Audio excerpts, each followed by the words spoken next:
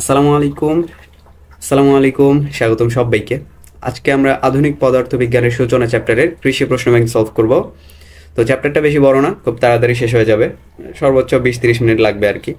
আর এখানে কিন্তু সবকিছু ইম্পর্টেন্ট না, আমি তোমাকে বলে দিব যে এগুলো ইম্পর্টেন্ট না, এগুলো করার দরকার নাই, ঠিক আছে? তুমি ওগুলো করবা না, কারণ ওগুলো জীবনেও আসবে না, কোশ্চেনকালেও আসবে না।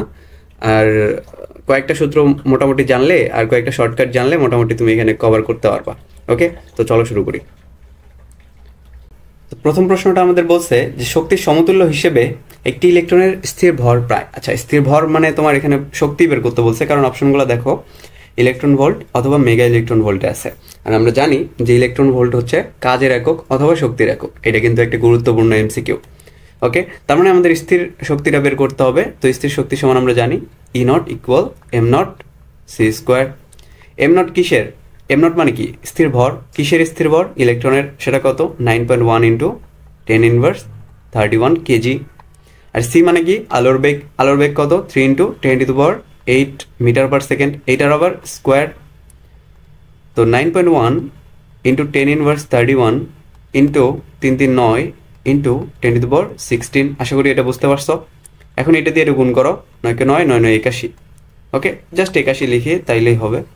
81 ইন্টু এখানে কত পড়ে থাকবে? 10⁻31 আছে, 10⁻16 আছে। 31 থেকে 16 বাদ দিলে 10⁻15 থাকবে এখানে। তো এটা কিসে আসছে? জুলে আসছে। আমাদের এটাকে ইলেকট্রন ভোল্ট অথবা মেগা ইলেকট্রন ভোল্টে নিয়ে যেতে হবে।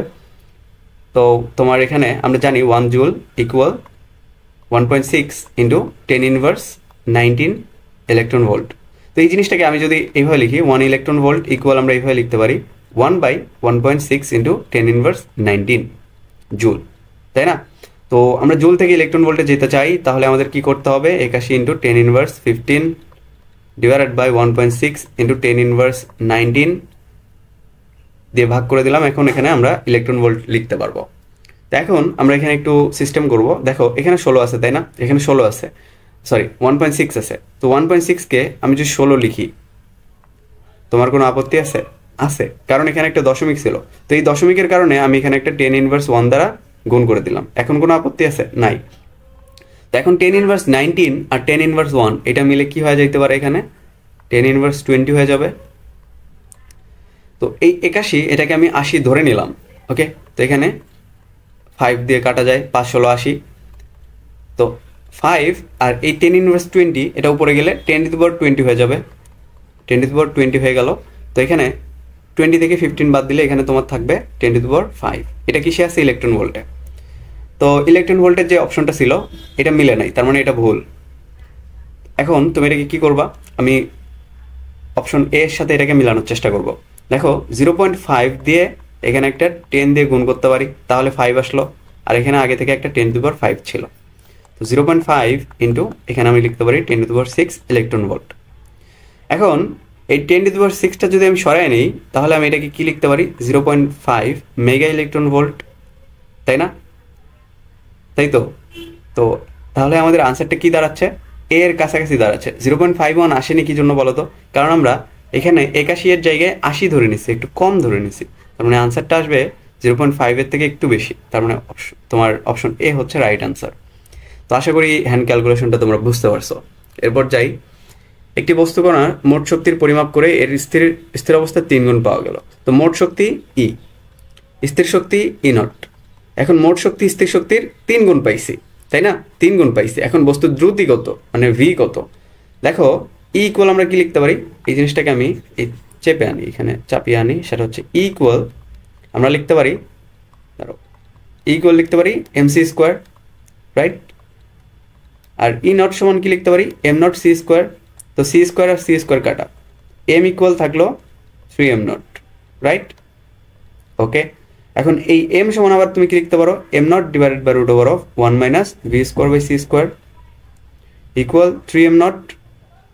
এম নট কাটা যাবে, এই 3টা এখানে নিয়ে আসবো, এটা উপরে নিয়ে যাবো। So 1/3 equal root over of 1 minus V square by C square. Okay, so এই রুটটা এটা কেটে এখানে স্কোয়ার করে দিলাম। এখানে আমি লিখতে পারবো 1/9 equal to 1 minus V square by C square. Okay, তারপর এখানে আসো, এই যে তোমার V square by C square, এটাকে এই পাশে নিয়ে যাবো আর এটাকে এই পাশে নিয়ে আসবো, তাহলে এটা সমান আমরা লিখতে পারি V square by C square equal to 1 - 1/9। তো এখানে লসাগু করো, 9 উপরে 9 - 1 মানে 8। তো ভি বাই সি এটাকে আমরা অল স্কোয়ার লিখতে পারি। তো এই যে স্কোয়ারটা, এটাকে আমরা এপাশে রুট করে দিব, এটা এখানে রুট করে দিলাম। আর 8-এর রুটকে আমরা লিখতে পারি 2√2, আর 9-এর রুট মানে কি 3, আর এই সিটা এপাশে গুণ করে দিব। ওকে, তাহলে ভি ইকুয়াল কি দাঁড়াচ্ছে 2√2/3c। দেখো এখানে একটা শর্টকাট আছে, যখনই তোমাকে কোনো কিছু 3 গুণ বলবে, 3 গুণ মানেই বেগটা হচ্ছে 2√2/3c। ওকে, 3 গুণ মানেই 2√2/3c, এটা একটা শর্টকাট। যদি দ্বিগুণ হইতো, যদি বলতো দ্বিগুণ পাওয়া গেছে, তাহলে ভিটা দাঁড়াইতো কি জানো, ভিটা দাঁড়াইতো √3/2c। এটা কখন, যখন দ্বিগুণ থাকে, দ্বিগুণ পাওয়া যায় কিছু, ভর দ্বিগুণ পাওয়া যায় বা শক্তি দ্বিগুণ পাওয়া যায়। আর এইটা কখন, যখন 3 গুণ পাওয়া যায়, যখন স্থির শক্তির বা স্থির ভরের 3 গুণ পাওয়া যায় বা স্থির দৈর্ঘ্যের 3 গুণ পাওয়া যায়, তখন বেগটা দাঁড়ায় হচ্ছে 2√2/3, আর দ্বিগুণ হইলে √3/2c।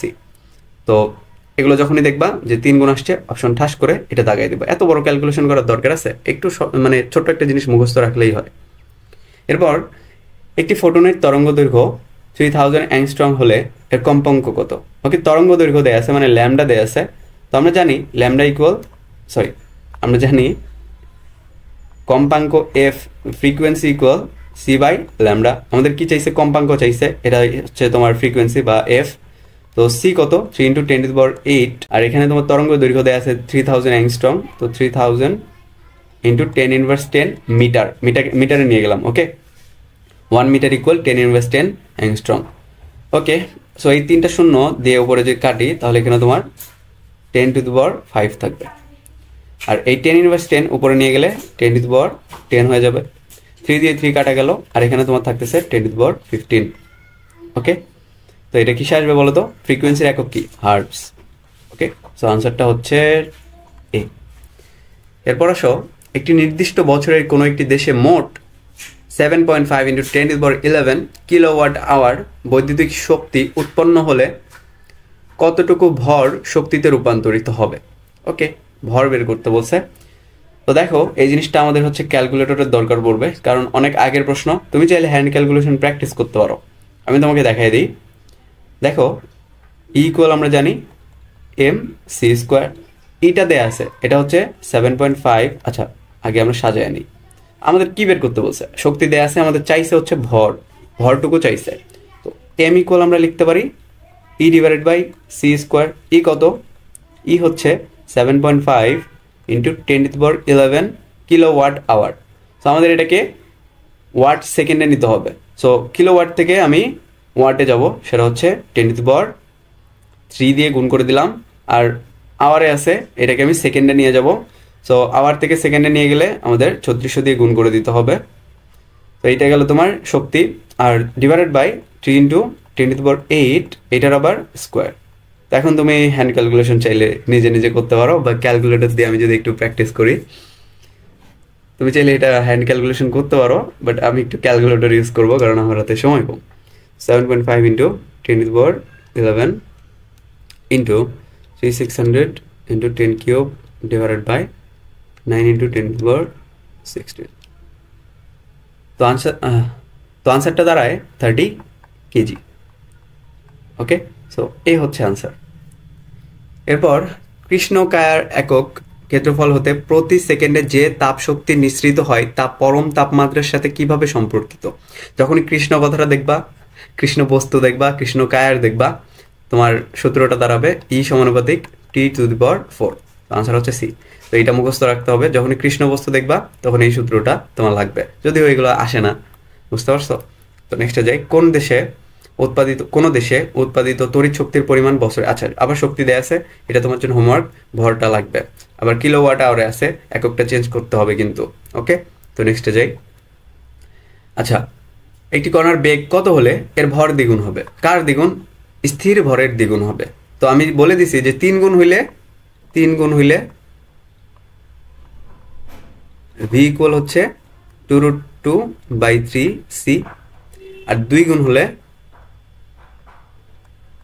V equal √3/2c। তো দেখো এ হচ্ছে আনসার, কারণ কি দ্বিগুণ বলছে। ওকে, আমাদের ক্যালকুলেশন করা লাগলো না। তুমি চাইলে ক্যালকুলেশন করে দেখতে পারো এইভাবে, m equal m0 √1 - v²/c²। So ভর হচ্ছে কার দ্বিগুণ? স্থির ভর দ্বিগুণ। তাহলে আমরা m ইকুয়াল টু m0 লিখতে পারি। m0 কাটা, এইভাবে তুমি ক্যালকুলেশন করতে পারো। কৃষিক্ষেত্রে বীজের গুণগত মান যাচাইয়ের জন্য ব্যবহৃত হয় কোনটি? এক্স রশ্মি। এগুলো মুখস্থবিদ্যা, এগুলো এখন আসে না তেমন। ক্যান্সার ও চর্মরোগ চিকিৎসায় কোনটি ব্যবহৃত হয়? এটা সম্ভবত রেডিও আইসোটোপ হবে, তবুও তোমরা দেখে নিও, এগুলো মুখস্থবিদ্যা আসলে। একজন লোকের ভর 90 কেজি, ভর দেয়া আছে 90 কেজি। কত বেগে উড়ন্ত রকেটে থাকাকালীন মাটিতে অবস্থিত একজন পর্যবেক্ষকের নিকট তার ভর হবে 100 কেজি? এখানে আমাদের ক্যালকুলেটর দরকার হবে। তো তোমার এখানে স্থির ভর দেয়া আছে 90 কেজি, বুঝতে হবে তোমাকে কোনটা স্থির ভর কোনটা হচ্ছে গতিশীল ভর। তো একজন লোকের ভর 90 কেজি, এটা অরিজিনাল ভর, তার মানে m0 হচ্ছে 90 কেজি। আরেকজন লোক সে দেখতেছে ভরটা হচ্ছে 100 কেজি, তার মানে এটা হচ্ছে চলন্ত ভর, তার মানে এটা হচ্ছে m ইকুয়াল 100 কেজি। আমরা জানি m ইকুয়াল m0 √1 - v²/c²। আমাদের চাইছে কি? বেগ চাইছে, কত বেগ বলছে এখানে, তো আমরা ভিটা লাগবে। আর m ইকুয়াল তোমার কত দেয়া আছে, সেটা হচ্ছে 100 কেজি। m0 কত দেয়া আছে? 90। এই m0 এই পাশে আনলে নিচে চলে যাবে, ইকুয়াল 1/√1 - v²/c²। ওকে, তো এই জিনিসটাকে আমরা উল্টে দিব। তো উল্টে দিলে এখানে তোমার থাকতেছে 90/100, এখানে থাকতেছে √1 - v²/c²। তো এটা দিয়ে এটা কাটবো, আর এই 10 দিয়ে যদি আমি এখানে করি তাহলে 0.9 থাকে।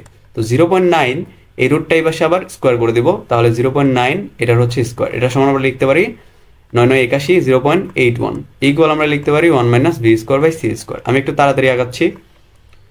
এই v²/c² এই পাশে আনলাম, আর 1 - 0.81 থাকলো এখানে। সো 1 - 0.81 মানে কি? 0.19। আর এখানে তোমার স্কোয়ার আছে, সো এটাকে রুট করে দিব। তো এখানে তোমার থাকতেছে v ইকুয়াল √0.19 ইন্টু c। এখন c এর ভ্যালু কত?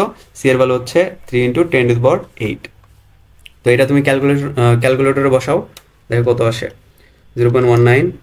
যদি এই টাইপ ম্যাথ আসে তাহলে ক্যালকুলেশনটা একটু সহজ দেবে, বুঝতে পারছো? তো তোমার আনসারটা দাঁড়ায় 1.3 × 10⁸ মিটার/সেকেন্ড। তো দেখো এটা কার সাথে মিলে? আচ্ছা, এটা হচ্ছে ডি হচ্ছে আনসার। এরপর আসো, মাইকেলসন মর্লির ইথার সম্পর্কিত সমস্যার সমাধান করেন কে? আইনস্টাইন। ওকে, মুখস্থ জিনিস। তারপর 6630 × 10⁻10 মিটার তরঙ্গ দৈর্ঘ্যের ফোটনের শক্তি কত? সো ফোটনের শক্তি E ইকুয়াল hc/λ, তাই না? তো আমাদের কি দেয়া আছে? তরঙ্গ দৈর্ঘ্য বা ল্যামডা দেয়া আছে।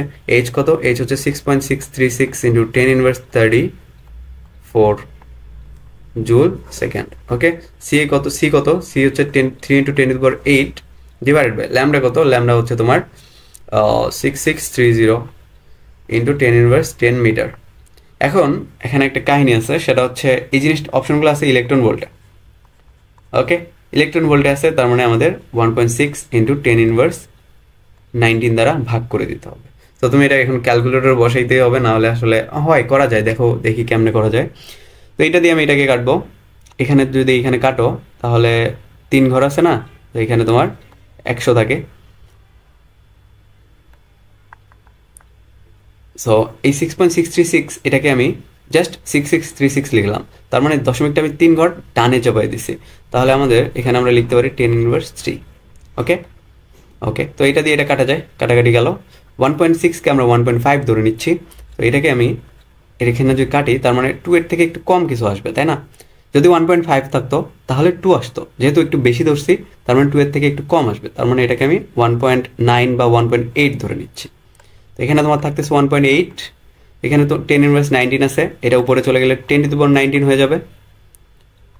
10⁻3 আছে, এখন এগুলো সবগুলো তুমি করতে পারো। এখানে দেখো 3 34 দুইটা মাইনাস, তাহলে এখানে তোমার থাকতেছে 10⁻37 19 আর 8 দুইটা পজিটিভ, তাহলে এই দুটো যোগ করলে তোমার এখানে থাকতেছে 27। তো এখানে -10 থাকে, তো এখানে তোমার 10⁻10 থাকতেছে, আর এখানে একটা নিচে 10⁻10 ছিল, তো এখানে 10⁻10 আর 10⁻10 কাটা গেল, তো এখানে তোমার থাকতেছে ইলেকট্রন ভোল্ট 1.8 ইলেকট্রন ভোল্ট। ওকে, সো আনসারটা হচ্ছে বি। এরপর হলোগ্রাফিতে কোন ধরনের রশ্মি ব্যবহৃত হয়? সম্ভবত লেজার রশ্মি হবে, আমরা একটু দেখে নিই ওইগুলা। তারপর একটি একটি ধাতব পদার্থের সূচন শক্তি হলো 1.07 ইলেকট্রন ভোল্ট। শক্তি দেয়া আছে, সূচন শক্তি মানে স্থির শক্তি দেয়া আছে, ই নট ইকুয়াল 1.07 ইলেকট্রন ভোল্ট দেয়া আছে। ইলেকট্রন ভোল্ট থেকে আমরা জুলে যাব, তো 1.6 × 10 ইনভার্স 19 দ্বারা গুণ করে দিতে হবে। এখন সূচন কম্পাঙ্ক চাইছে, তো ই নট ইকুয়াল আমরা কি লিখতে পারি, এইচ এফ নট লিখতে পারি। সো এইচ এফ নট, তো এই এইচটা এই পাশে নিয়ে এসে ভাগ করে দিব। তো তোমার এখানে যেটা থাকবে এফ নট ইকুয়াল আমরা লিখতে পারি 1.07 × 10 ইন্টু 1.6 × 10 ইনভার্স 19, নিচে এইচ দ্বারা ভাগ করতে হবে, সেটা হচ্ছে 6.636 × 10 ইনভার্স 34 জুল সেকেন্ড। ওকে, তো এখন আমরা এটাকে ক্যালকুলেটরে বসাই। 1.07 × 10 inverse 19 into 1.6 divided by 6.636 into 10 inverse 34। তো তোমার আনসারটা, তো ক্যালকুলেশন করে তোমার আনসারটা আসে 2.57 into 10 to the power 14 hertz, বা সেকেন্ড ইনভার্স 1 লিখতে পারি আমরা এটাকে। তো আনসার দেখো এ এর সাথে মিলে, তো অপশন এ হচ্ছে রাইট আনসার। তো প্লাটিনামের কার্যাপেক্ষক 6.31 ইলেকট্রন ভোল্ট হলে সূচন কম্পাঙ্ক কত? সেম জিনিস দেখো, এখানে তোমার সূচন শক্তি বলছে না, এই সূচন শক্তি যে কথা, সূচন তোমার কার্যাপেক্ষকের সূত্র একই জিনিস, বুঝছো? তো এখানে তোমার সূচন শক্তি বলছে না, তো এটার যে সূত্র আর কার্যাপেক্ষকের যে সূত্র সেটা একই জিনিস, খালি কার্যাপেক্ষককে আমরা ফাই দ্বারা প্রকাশ করে থাকি। এটা সমানও আমরা লিখতে পারি এইচ এফ নট। তো এখান থেকে তুমি এই সূচন কম্পাঙ্কটা বের করে আনতে পারবা না। দেখো এফ নট ইকুয়াল তুমি কি লিখবা, ফাই ডিভাইডেড বাই এইচ, তাই না? সো ফাই কত দেয়া আছে 6.31, এটা ইলেকট্রন ভোল্টে আছে, তো 1.6 × 10 ইনভার্স 19, ওকে, ডিভাইডেড বাই তোমার কি এইচ, এটা হচ্ছে 6.636 × 10 ইনভার্স 34 জুল সেকেন্ড। তো এটা তুমি ক্যালকুলেটরে বসে তুমি আনসার যেটা পাবো ওইটা আনসার। এরপর একটি বস্তুর নিশ্চল ভর ও চলমান ভরের মধ্যে সম্পর্ক কি? ডিরেক্ট সূত্র, সেটা কি M equal M naught divided by √ of 1 minus V square by C square. Okay, তো আনসার বি হচ্ছে রাইট। এরপর একটি কৃষ্ণ বস্তুর তাপমাত্রা, এটা যদিও আসবে না, আমি তোমাকে একটা ম্যাথ দেখাই দিব, বাকিগুলো দেখাবো না, কারণ এগুলো একদমই ইম্পর্টেন্ট না। বাট যদি অ্যাক্সিডেন্টালি চলে আসে তাহলে তুমি এটা কিভাবে হ্যান্ডেল করবা? তো কৃষ্ণ বস্তুর সূত্র মানে কি, আমরা কি বলছিলাম, ই সমানুপাতিক T⁴। আচ্ছা একটু দাঁড়াও। তো কৃষ্ণ বস্তুর সূত্র মানেই ই সমানুপাতিক T⁴। তাহলে এটাকে আমরা সমানুপাতিক সম্পর্কে,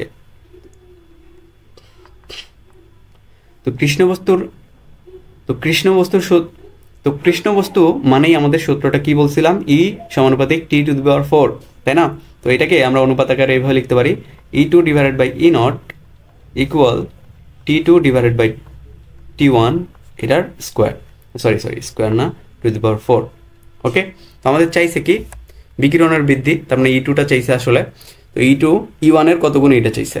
তো এখানে দেখতে হবে তোমার তাপমাত্রা এটা দেয়া আছে 27 ডিগ্রি সেলসিয়াস, এটা হচ্ছে তোমার T1, এটা হচ্ছে T2, বাট এটা সেলসিয়াসে আছে, আমাদের এটা কেলভিনে নিতে হবে।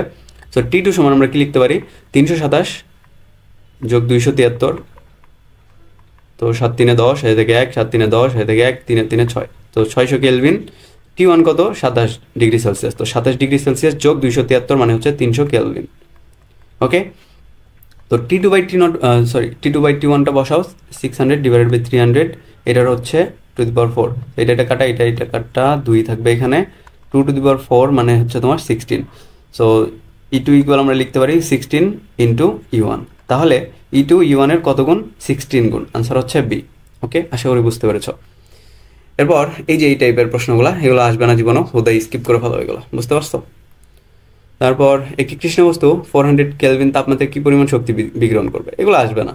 ওকে, যদি কোনো আণবিক বোমার ফিশন প্রক্রিয়ায় 1 কেজি ভরলোপ পায় তাহলে নির্গত শক্তি কত হবে? তো শক্তি সমান E equal mc square. So M কত দেওয়া আছে 1, সি কত 3 × 10⁸, 3 × 10⁸, এটার হচ্ছে স্কোয়ার, তো আনসার হবে কি 9 × 10⁻16, তো 9 × 10⁻16 হচ্ছে আনসার। এরপর 20 নম্বরের প্রশ্নটা খেয়াল করো, এখানে বলছে যে একজন মহাকাশচারী 25 বছর বয়সে 1.8 × 10⁸ হবে, এটা 10⁸ মিটার পার সেকেন্ড বেগে গতিশীল একটি মহাকাশযানে চড়ে মহাকাশে গেলেন। পৃথিবীর হিসেবে তিনি 30 বছর মহাকাশে কাটিয়ে পৃথিবীতে ফিরে এলে তার বয়স কত হবে? মানে এখানে ঘটনাটা যেটা ঘটছে সেটা হলো, একজন মহাকাশচারী তার বয়স যখন 25 বছর, সে তখন মহাশূন্যে যায় একটা রকেটে চড়ে। সে রকেটের বেগটা হইতেছে এটা 1.8 × 10⁸ মিটার পার সেকেন্ড। এখন সে যখন পৃথিবীতে ফিরে আসে তখন পৃথিবীর মানুষ ভাবে সে 30 বছর পর ফিরে এসেছে। তার মানে পৃথিবীর মানুষ ভাবে যে সে 30 বছর পর ফিরে এসেছে। এটা কার সাপেক্ষে? পৃথিবীর মানুষের সাপেক্ষে। বাট সে নিজের কাছে 30 বছর কাটায় নাই, 30 বছর ফিল করে নাই। সো সে নিজের কাছে যেটা ফিল করছে সেটা স্থির সময়, আর পৃথিবীর মানুষ যেটা মাপছে সেটা হচ্ছে গতিশীল সময়। তার মানে টি হইতেছে 30 ইয়ার্স, আর টি নটটা আমাদের বের করতে হবে, তাহলে আমরা বলতে পারবো যে তার বয়স বর্তমানে কত, তাই না? সো আমরা সূত্র জানি টি ইকুয়াল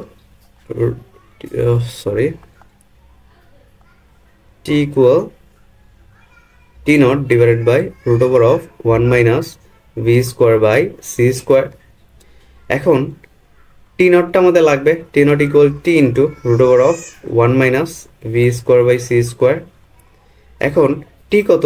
30। এখন এই জিনিসটার ভ্যালু আমাদের লাগবে। দেখো আমরা একটা শর্টকাট দেখছিলাম, ভি যখন হয় হচ্ছে 1.8 × 10⁸ মিটার পার সেকেন্ড, তখন এই √1 minus V square by C square এটার ভ্যালু হয় হচ্ছে 0.8। ভি যখন হয় হচ্ছে 0.8 সি, তখন এই জিনিসটা √1 minus V square by C square এটার ইকুয়াল হয় হচ্ছে তোমার 0.6 সি। ওকে, তারপর ভি যখন হয় 0.6 সি, তখন এই জিনিসটার ভ্যালু দাঁড়ায় হচ্ছে 0.8 সি।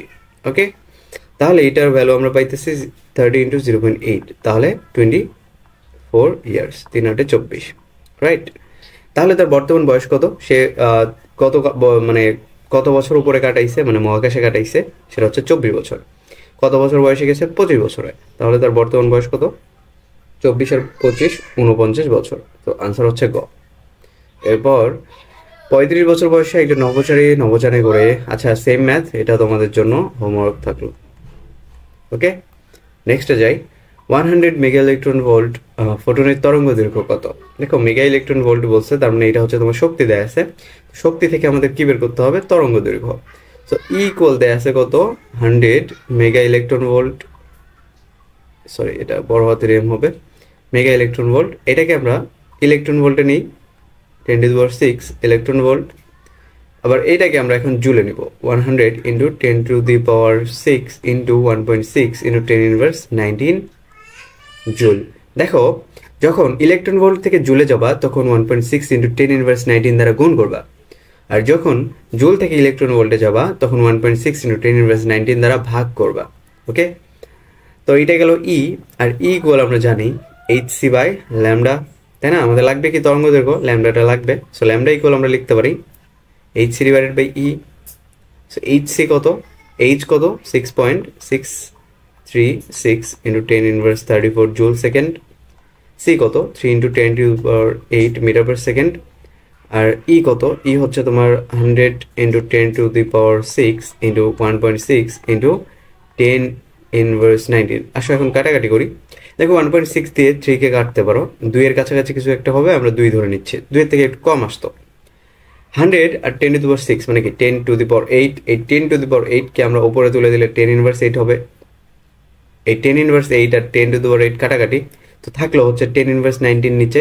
সো এটাকে আমরা উপরে তুলে দেবো, 10⁻19 হয়ে যাবে। তাহলে 6 × 2 = 12, এটাকে 6 ধরে নিচ্ছি, 12। আর এখানে তোমার 19 আছে, এখানে হচ্ছে -34। তাহলে 34 থেকে 19 যদি তুমি বাদ দাও, 14 এর মধ্যে 9 বাদ দিলে 5 থেকে 1, 3 এর মধ্যে 2 বাদ দিলে 1। ওকে, সো 12 × 10⁻15। ওকে, তো এখানে পাওয়ারগুলো খেয়াল করো। আচ্ছা দেখো এই খ বা গ এর সাথে মিলে যাইতে পারে, খ বা গ, ঠিক আছে? তো দেখো 1.2 × 10⁻14 লিখতে পারি আমরা, এটাকে লিখতে পারি না? পারি। আনসারটা আসবে মিটারে, এসআই এককে। সো 1.2 × 10⁻14 আসছে। তো এখানে দেখো পাওয়ার হচ্ছে গ এর সাথে মিলে গেছে, তার মানে গ হচ্ছে আনসার। যদি পাওয়ার হচ্ছে 13 হইতো তাহলে খ আনসার হইতো। ওকে, এখন কতেও তো পাওয়ার 10⁻14 আছে, ঘতেও আছে, কিন্তু দেখো এই জিনিসটা 1.2 এটা কার কাছাকাছি আছে? এটা তোমার এই গ এবং খ এর যে 1.16 এবং 1.24 এর কাছাকাছি আছে, বুঝছো? তো হ্যান্ড ক্যালকুলেশনগুলো একটু দেখে যাবা। এরপর এ ও বি 23 নম্বরটা খেয়াল করো। 23 নম্বর, এ ও বি দুটি ফোটন পরস্পর বিপরীত দিকে সি গতিবেগে চলছে। এ ফোটনের সাপেক্ষে বি ফোটনের আপেক্ষিক বেগ কত? দেখো এটা সি হবে। একটার বেগ সি হোক, মানে যখন দুইটা আলোর বেগে চলবে তখন একটার সাপেক্ষে আরেকটার বেগ তোমার সি হবে, বুঝতে পারছো? এটা হচ্ছে তোমার এই চ্যাপ্টারে যখন থিওরিগুলো পড়ছো আশা করি তখন পড়ে নিছো। এরপর 24 নম্বরটা দেখো, এখানে বলছে 1.6 ইন্টু 10⁴ ইলেকট্রন ভোল্ট। আচ্ছা, এখানে 10⁴ হবে না, এটা হবে হচ্ছে তোমার 10⁶ ইলেকট্রন ভোল্ট গতিশক্তি সম্পন্ন ইলেকট্রনের ভর কত? ওকে, দেখো গতিশক্তি সমান আমরা কি জানি? গতিশক্তি সমান আমরা জানি m-m0c²। দেখো ইলেকট্রনের যে নিশ্চল ভর সেটা সবাই আশা করি জানো, সেটা হচ্ছে 9.1 ইন্টু 10⁻31 কেজি, রাইট? সো এখন তোমার দেয়া আছে 1.6 ইন্টু 10⁶ ইলেকট্রন ভোল্টে আছে, এটাকে আমরা জুলে নিব 1.6 ইন্টু 10⁻19 দ্বারা গুণ করে। দেখো m-m0 আমাদের লাগবে কি m, so mc² minus m0c²। ওকে, সো তুমি এই সি এর ভ্যালু জানো, m0 এর ভ্যালু জানো। m0 এর ভ্যালু হচ্ছে 9.1 ইন্টু 10⁻31 কেজি। তো এটা তুমি ক্যালকুলেটর দিয়ে করে আনসারটা বের করে নিও, কারণ এটা একটু রাফ ক্যালকুলেশন হবে। তো এইটা হচ্ছে তোমার আনসার হবে খ। ক্যালকুলেটর ছাড়া এটা করতে অনেক সময় লাগবে, এই টাইপের ম্যাথ আসলে তুমি স্কিপ করে ফেলিও, বাট আমি জানি এই টাইপের ম্যাথ আশা করি দেওয়ার সম্ভাবনা অনেক কম। ওকে, তারপর ফোটনের নিশ্চল ভর কত? ফোটনের নিশ্চল ভর 0। দেখো এরকম একটা প্রশ্ন আসতে পারে যে ফোটনের ভরবেগ 0 কি না। দেখো ফোটনের ভর 0 বাট ভরবেগ 0 নয়, এই জিনিসটা তোমার মাথায় রাখতে হবে। এটা অনেক সময় বহুপদী টাইপের প্রশ্নে চলে আসে, বুঝতে পারছো? বলবে তোমার নিচের কোনটি সঠিক নয়, তখন তোমার দেয়া থাকবে যে ভর 0, ভরবেগ 0, ভরবেগ 0 নয়। তো তোমার ভুল কোনটা? ভুল হচ্ছে খ, যে ভরবেগ 0, ভরবেগ কিন্তু 0 নয়, তাই না? এরপর আসো, একটি বস্তুর ভর এত কেজি, বস্তুর ভরকে সম্পূর্ণরূপে তাপ শক্তিতে রূপান্তরিত করলে তাপ শক্তির পরিমাণ কত হবে? দেখো E=mc², এই সূত্র দিয়ে করে ফেলবা। এম এর ভ্যালু দেয়া আছে, সি এর ভ্যালু জানো, এটার স্কোয়ার করে দিবা, যেটা আসবে ওইটা আনসার। এরপর দ্রুত গতিসম্পন্ন ইলেকট্রন কোনো ধাতুর উপর আঘাত করলে তা থেকে যে রশ্মি নির্গত হয় সেটা হচ্ছে ক্যাথোড রশ্মি। দেখো ইলেকট্রন যখনই বলবে যে ইলেকট্রন দ্বারা কোনো ধাতুর উপর আঘাত করছে, তখন ওটা হচ্ছে ক্যাথোড রশ্মি। ওকে, 28 নাম্বার, এটা তোমার লাগবে না, বুঝতে পারছো? এটা ওই যে বিকিরণ সম্পর্কিত ভিনের ধ্রুবক এই সেই আছে, তো এই টাইপের প্রশ্ন এখন আর আসে না। তো এটা সেই দেখো 8-9 প্রশ্ন, এর পরে আর কখনো আসে না এই টাইপের প্রশ্ন, আসবে না আশা করি এই টাইপের প্রশ্ন, ঠিক আছে? তো এগুলো স্কিপ করাই ভালো, বুদ্ধিমানের কাজ। এগুলো যদি তুমি মুখস্থ করতে যাও তাহলে তুমি মনে করো মারা খাবা। ওকে, তো এই ভিডিও এই পর্যন্তই ছিল। আশা করি মানে সবাই ভালোভাবে পড়ালেখা করতেছো। আসসালামু আলাইকুম সবাইকে।